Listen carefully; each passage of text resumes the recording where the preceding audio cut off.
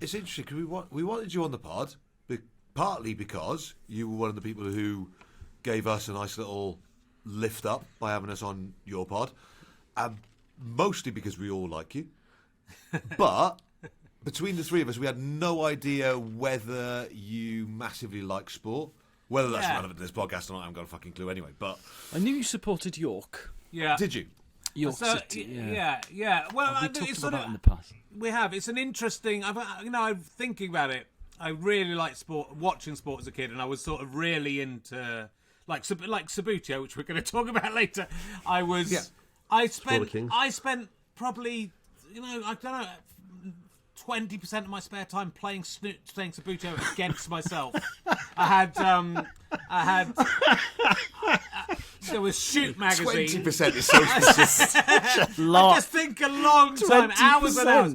What I had was there used to be a magazine called Shoot, and I would only buy it, which was about football. I'd only buy it at the start of the season, and they would have a few weeks. If you bought it for a few weeks, you got the wall chart with all the league ladders. I was the league ladders. I was always more interested in the stats really and I still am to an extent. I used to watch a lot of football on CFAX, and I used to, and now I watch a lot of football either on the computer or on one of those the Sky Sports where they're just discussing the scores. I'm kind of more as interested in that as anything. And then I didn't do full divisions, but I did divisions 1, 2, 3, 4, Scottish Premiership, European Cup, World Cup, and probably like 10, maybe 12, 14 teams in each division, home and away. I think maybe like not 45 minutes. And I would keep records. I had folders. I had folders full of all the results. When I supported Leeds United would win everything. Then I switched to York City, and York City would win everything. I can't even play Subbuteo properly. I was sort of pushing them around rather than flicking them around.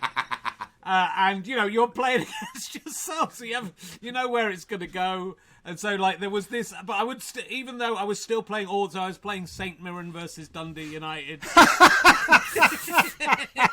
Did you live in like an Arctic research station? I mean, where were you? I don't, because I played snooker against myself a lot as well, obviously. And I was 5 years younger than my sister and 6 years younger than my brother, so I was like a little bit, there was. I had to make my own fun, and I did go out and do other stuff as well. But Subbuteo stuff. Yeah. But I just can't believe I was a member of the Subbuteo club. I can't believe how much time I spent on it and how pointless it was, because I was cheating to make my team win, and I couldn't even play it. And I was, I loved all of that. And so and I think I probably, as with most of you and most men maybe, it was those things like the FA Cup and that Saturday of the FA Cup. I loved that, the whole day of eating crisps all day mainly is my main memory of it, but sitting down and watching the whole build up to the FA Cup and all of that sort of stuff. So there was, and my family were quite into cricket, so I can remember watching quite a lot of cricket. We went to see. So when I moved to Somerset, I was still supporting Leeds United. We went to see Leeds United play Bristol City. And that was pretty much the only football match I ever went to until I was an adult. It was 2-2. I think it might have been the first game of the season. I was sitting I was sitting in the Bristol City fans, because we were, we bought our tickets from the ground. Sat on your hands. So I had a badge, a Leeds United badge, which I hid under my jacket because my mum was scared I'd get beaten in by Bristol City fans for support. As a 10-year-old. But yeah, so shit out of a 10-year-old. And I liked playing. I wasn't very good at sport. As I got a bit older, I got a bit better at cricket. I liked playing hockey. I got a bit better at football as I got into my sort of teens. But we played again in school. We played football with a tennis ball every single lunch and break time from like 8 to 13 or 14. Where were you in school, Rich? In Bath? In Cheddar. In Cheddar. So there was a Fairlands Middle School, the Kings of Wessex. Fairlands Middle School. I would be the goal hanger, and they would just kick it to me at the front. We didn't play offside because it was just, in the tennis court. Yeah. And we just would play football endlessly. So I got quite good because we played a lot, and I became quite a decent wicket keeper.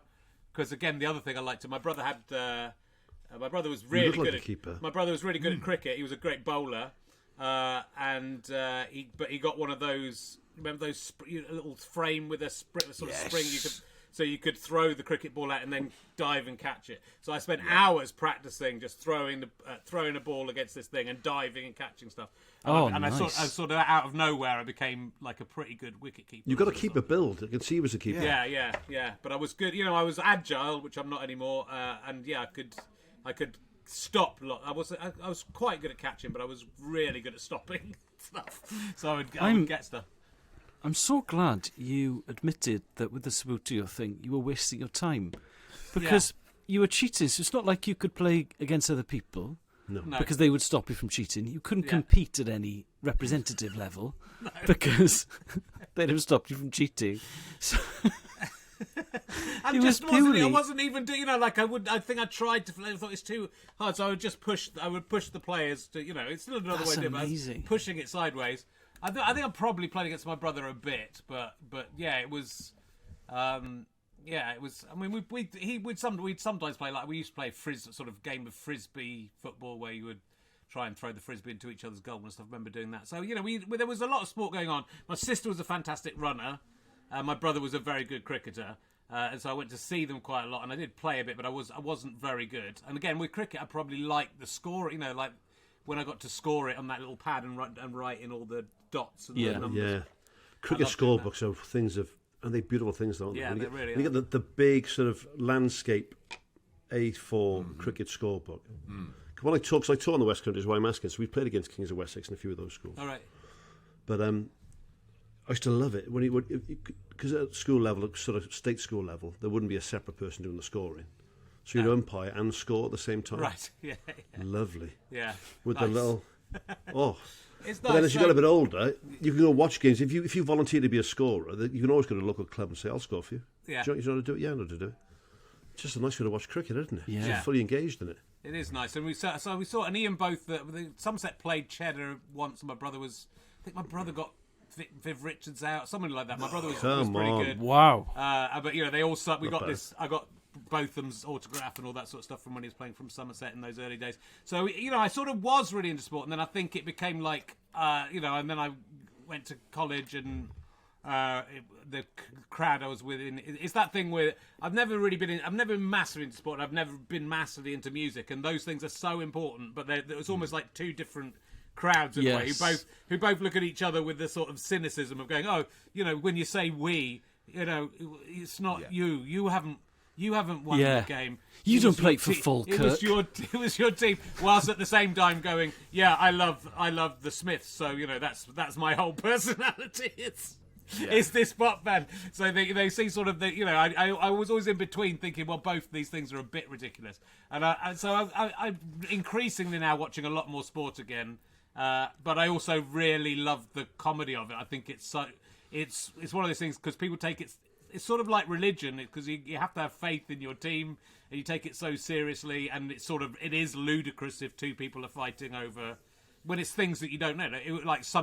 Preferring St Mirren to Dundee United seems insane if you don't know anything about those those two things. So I really like the comedy in sport, which is obviously I do a few things. I used to live near the Loftus Road, and on Twitter I would commentate on the game based on the sound, just solely from the sound the crowd was making. And I pretty much always got the score. You could always tell who scored, and if it just missed, you go, that was close. You could pretty much get it exactly right, but it was funny if you didn't. So I found that funny. I kind of found, I sort of through via Alan Sugar, who I found ridiculous. Yes. Well, firstly, he would tweet the scores of games. Yeah, Tottenham games. Go, why are you doing? Why are you doing this? Or he would ask on Twitter, "What's the score? What's the score?" And you go, "You're on fucking Twitter. You're on the internet. Why are you asking?" And sometimes they go, "I haven't got internet. I've only got." It was just bollocks. There was one. I can't remember. There was some time when he just out and out lied. And then I just sort of. And no way. Then I've got this. They've got this running. It's just so weird. And I've got this. Now I've got this running joke because for a little while I started predicting that. I noticed Spurs had won like a couple of games in a row 2-1, so I just started predicting it would be 2-1 to Spurs. And for a few weeks it was, and people were gambling on it a little bit. But if ever I gambled on it, I would lose. And then so now whenever there's a Spurs game, I say I think this is going to be 2-1 to Spurs. And even like the other week, when they were 5-0 down. I saw that. Came to it later and said, I think this is going to be 2-1 Spurs. You always get someone going, I think you're going to have a little surprise. I think, or they come to it later and think that was your pre-match prediction. They go, "Oh dear, someone's gonna be got upset." that." Sugar used to tweet the Spurs score. I think he still does it, like it was a public information thing. Yeah, exactly. Yeah, so I would retweet him. Yeah, for people who weren't following Alan Sugar, just saying if you're not following Alan Sugar, here's the latest Spurs score. And I think would only take it. I sort of got to a point where I thought he knew in advance what the score was going to be. And he was imagining it or whatever, or it only counted if Alan Sugar tweeted it. So if he often he'd just stop halfway through a game and you go, okay, well that game has ended up. it's finished. Because we He's a don't know strange how man, Alan isn't Sugar is. Yeah, he's a. Why would you be that wealthy and still do what he does? I don't know. What do you mean, At his TV age. stuff or Well, but just make a bit of a knob of being yourself racist on on national Twitter? television. Yeah. When you can just sit back and relax and Well, it's the show. Spend your money and- He sort of shows off on Twitter and he shows, he has no radar of is this appropriate or not. Like both in terms of offensive content and also here's a picture of me on my yacht. Go, mate, we don't need to see that right now.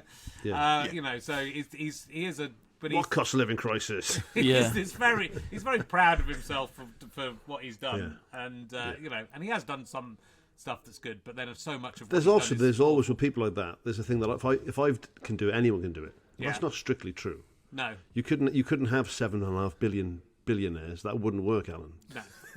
It wouldn't work, and I think he's aware. I think it's. I've noticed there's a famous comedian who is very successful who constantly tweets about their successes, and you kind of think, are they doing that because they want us to know, or is it actually because in their heart they know that despite their success, that maybe they're not like a pure stand-up comedian, and they're not. Maybe I don't know if you can work out who I'm talking about. I can't imagine. It's very cryptic so far. No. But why do you feel the need to tweet? Because I think it's almost like with Alan Sugar, it's like, come on, Alan Sugar's Amstrad stuff did not do as well as Apple, so he's got to sort of big it up and go on about the Amstrad emailer phone being an incredible thing. I don't know. He is 76 and a billionaire. So he could just go on a really nice holiday, couldn't he? Nice holiday. Lovely cruise. A lovely cruise. And you get to meet people from all over the country. Cabin by the window, dinner at the captain's table, everything. He could captain's table every night, I think. Oh, Sugar. yeah, absolutely. But no, he Do you doesn't. pay more for captain's table, or do you? Kelly's, my wife's grandfather used to love a cruise. Right. John Ben. Yeah. Him and his wife. Right. So they've got a cruise like once or twice a year. And then I think if we work fairly regularly with certain cruise lines, then you will get invited onto the captain's table for dinner now and again. And that's like a big honour, apparently. Okay. Get a shirt and tie and you're having dinner at the captain's table. Fish fingers, Peas. Fish fingers, peas and waffles. Man dressed like a comedy. Yeah. Sort of Father Christmas bit in the Fresh same for the as that captain's fish. table, what?